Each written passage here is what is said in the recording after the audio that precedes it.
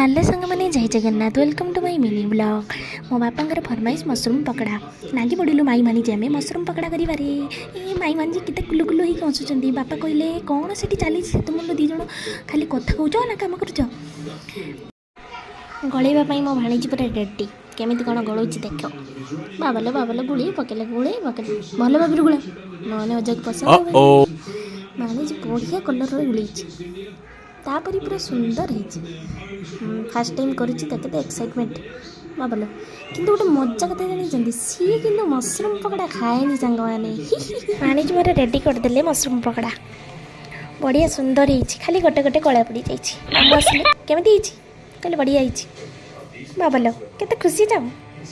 चलो अजा को दब केमती लगुच अजा कहले कौन आनीचु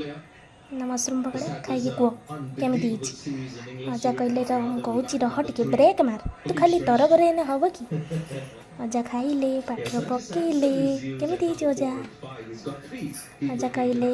भल बहुत सुंदर स्वामी को मोर कहली आसुन छतु पकड़ा रेडी है खाइब ना चल मुझे आस आस जल्दी आस भोक नागिलानी परा आसले तुम कहीदेली केमी कह जल्दी जल्दी कह तुम कहले खाଇବା केमती जना पड़ कहले भल थैंक्स फॉर वाचिंग।